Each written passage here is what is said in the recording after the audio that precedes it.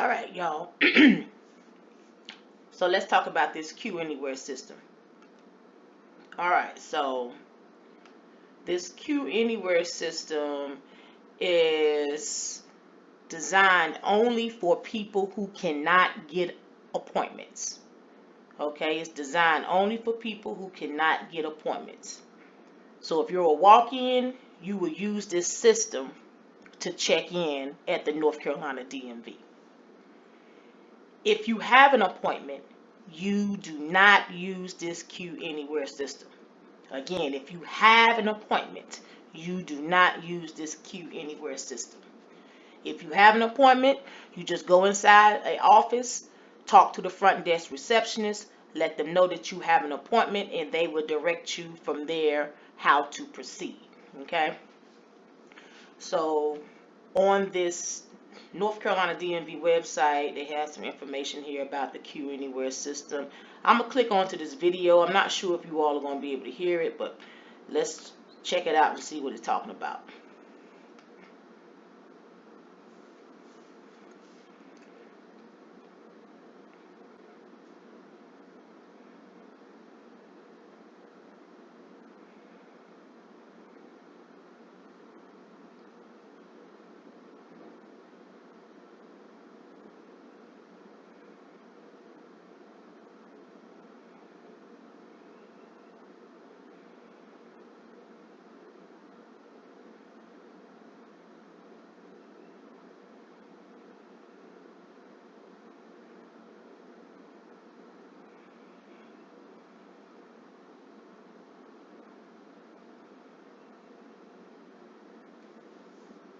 Alright, so that's the end of that video. Alright, so let's check out what it says down below the video. The North Carolina Division of Motor Vehicles continues to implement projects to improve the experience of its customers. The division's latest endeavor is the Q Anywhere project, which allows customers to avoid having to wait in line at a driver's license office. Q Anywhere lets customers check in by scanning a QR code and texting a short message to get and hold their place in line. Customers are then free to queue anywhere. They can wait in their vehicle or they can run other errands in the immediate area to pass the time. Customers are alerted via text to enter the lobby when staff is ready to serve them. For customers without a cell phone, DMV is working to implement a mobile paging system like those used in the restaurant industry. Q Anywhere builds on previous DMV initiatives, including an ever-increasing number of online services. Okay, so I want to talk just a few seconds about this this little small paragraph here where it says DMV is working to implement a mobile paging system like those used in the restaurant industries. I have yet to visit a DMV office that has this mobile paging system. So they might still be working on it, trying to get it developed, but so far the DMVs that I've visited in North Carolina do not have this mobile paging systems for those without a cell phone. Okay. So based on my research, there are only a few selected offices that are actually using this Q Anywhere system. Okay. Again, the Q Anywhere system is designed for walk-ins only. If you have an appointment, you don't use the Q Anywhere system. Those that have appointments, again, go inside the office, let the front desk receptionist know that you are there for your appointment. As a walk-in, in order to use the Q Anywhere system, you must have a smartphone, like an Android or an Apple phone. If you have a basic flip phone, then you won't be able to use this new system. You will have to go into the office and let the front desk receptionist know that your cell phone doesn't work using this new system, and they will let you know what to do from there. This also applies to anyone that doesn't have a cell phone. If your cell phone is compatible with the new check-in system, then you will use your cell phone to scan in. Once you scan in, you have to send the message, "Get in line," that appears in your text box on your cell phone. Once you send the message, the system will send choices 1 through 5 as we see, or as we saw in this video right here. So North Carolina DMV for service reply with number 1 through 5. And so here's these options. So let's talk about these options and which of these options apply to which one of us customers, okay? So let's talk about first time driver's license right here. Number 1. If you've never had a driver's license and you're trying to get one, this is the option that you would choose. You would choose first time license. Okay? If you are coming from another state and you have a driver's license from another state and you're trying to get a North Carolina driver's license, then option number 1 would also apply to you. Okay? Option number 2 right here, which is the ID card. All right? So if you've never had an ID card and you're trying to get one, you will obviously choose option number 2. If your ID card has expired and you're trying to renew it, again, you would choose option number 2. If you need a duplicate ID card, which means you've misplaced your ID card, or your name was misspelled, or your date of birth is incorrect, or your address has changed, or your gender marker has changed, you would choose option number 2 for duplicates. All right, for a duplicate ID card. All right. Option number 3, which is renewals, that applies to a driver's license. So if you are trying to renew your driver's license, you would obviously pick option number 3. Okay. So let's take, for example, let's say you have a North Carolina driver's license. They haven't expired yet, but you and your family decide that you're moving to another state. You move to the other state, you stay there a year, and you decide that you want to come back to North Carolina, and you need to get your North Carolina driver's license again. Well, within that year, your license has expired. Your North Carolina license has. Well, if that is you, you would choose option number 3 for renewal. So again, if you left the state, you had a North Carolina driver's license, you left the state, and you came back, and your North Carolina license has expired. Now, if they've been expired for 2 years or more, then you will fall up under number 1, which is first time driver's license. But if they've been expired for less than 2 years, then you would choose renewal. Even though you left the state and coming back, you would need to renew your North Carolina license, okay? All right, option number 4, which is duplicate. That again, that applies to a driver's license. So if you need to get a duplicate license, you've misplaced your license, your date of birth is wrong, your name is misspelled, your address has changed, or your gender marker has changed, again, you would choose duplicate driver's license, number 4. Okay? Now let's take, for example, again, you left the state. You got an out-of-state license and you're returning back to North Carolina. All right. Your North Carolina license have not expired yet. So you would fall up under a duplicate because you had a North Carolina license, but they hadn't expired. So you will fall up under duplicate. Now, number 5, everybody else would choose option number 5. Okay? And so everybody else would include like CDLs, CDL permits, motorcycle permits, adult permits, teen level 1, teen level 2, teen level 3, fees, and etc.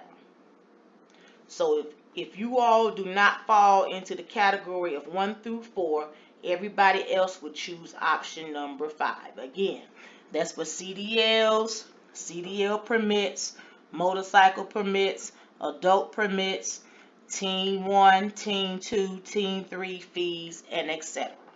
Okay?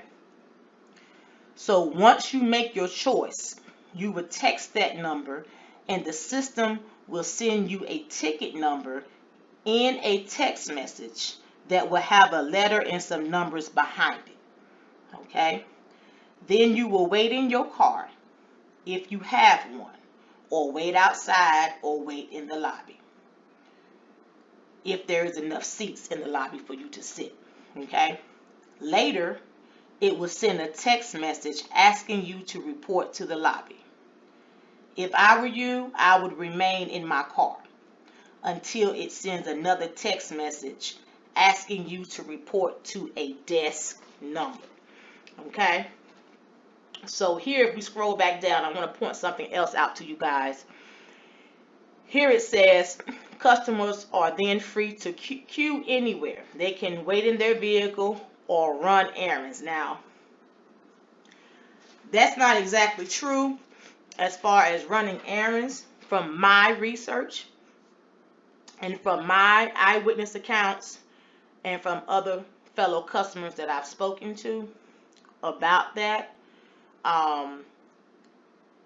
If I were you, I would stay close by the DMV because you never know when they're going to call your number. And if you are too far away, then you're going to run the risk of missing your opportunity to be seen. I saw that happen. I was in the DMV recently. I made it all the way to the lobby, and I was there with a family member, helping a family member, and a lady came in. She came through the door, went straight to the desk, and I overheard an examiner tell her that, hey, you've missed your ticket. I called that ticket an hour ago. Where were you? And she was like, oh, I had to go pick up my kids from school and da-da-da-da-da.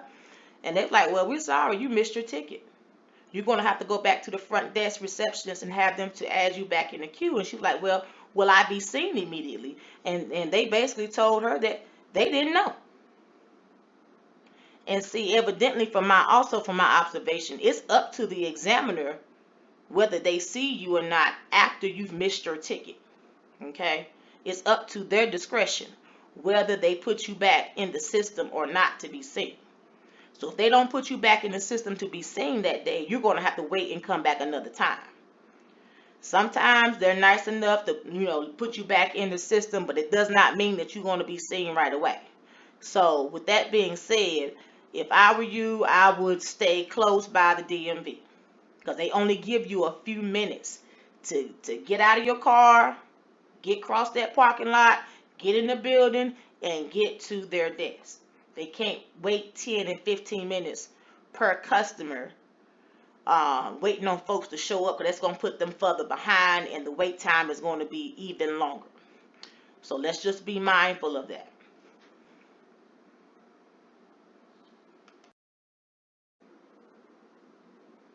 Okay, I'm sorry guys. There's one other thing I forgot to point out that I wanted to discuss with you all about this Queue Anywhere system. Here it says customers are then free to queue anywhere. Okay.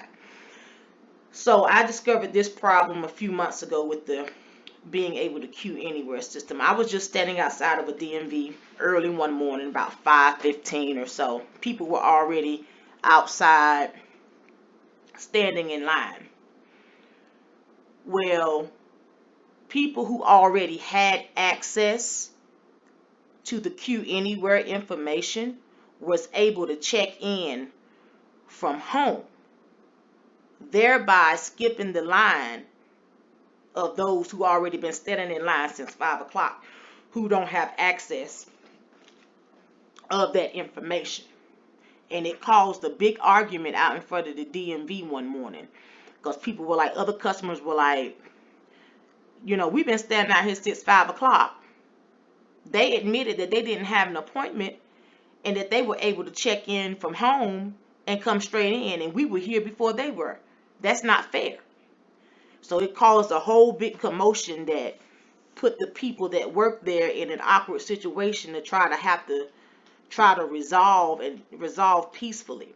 So again, the glitch that I see with being able to queue anywhere is that other fellow customers that already have access to this information that don't have an appointment are able to check in, while others who don't have access to this information or who may not have the correct type of cell phone to check in are jumped in line. They're skipped. And they've been standing out there since 5:30 in the morning. So that's a glitch that I see that North Carolina DMV is going to have to try to figure out how to work out, because it does create a hostile environment for those that work there and for the customers. And I understand what the customers are saying. Hey, we got up early, we were in line, and it's not our fault that these other customers who don't have an appointment had access to the information and was able to check in and be seen before us. But we've been out here, so that's a glitch that the Q Anywhere system does have that the North Carolina DMV is going to have to try to figure out and work out.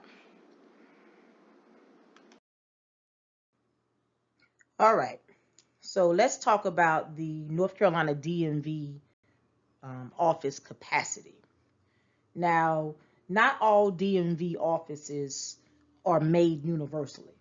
Not all of them are made the same. Some can seat about 400 people, while others can only seat about 10 people. In other words, everybody can't sit in the lobby at the same time. Some will need to remain in their cars or wait outside, while the others have a seat in the lobby. There's this thing called fire prevention code, and the DMV can't be in violation of this code. So like in the PowerPoint presentation that I've created for you, you see that there are 400 customers plus 20 customers, which puts them over capacity, which would be 420 people in the building, and they can't have that happen. So if the people that work there tell you, hey, we're over capacity, please respect that answer, so that the process of the office can continue. And please try not to argue with them, because that holds up a lot of time when you're trying to argue with the people and say, well, there are seats available, because you have to keep in mind that they have to have seats available for their appointment customers as well.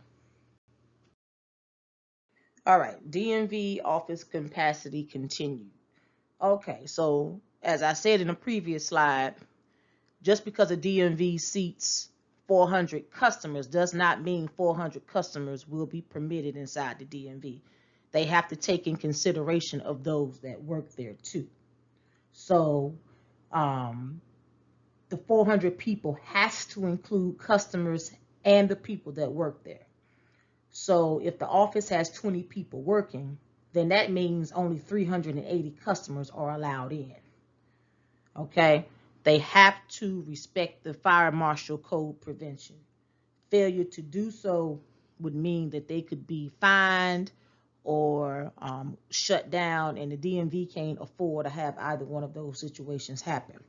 The fire marshals are like social workers. They can drop by anytime without notice, okay?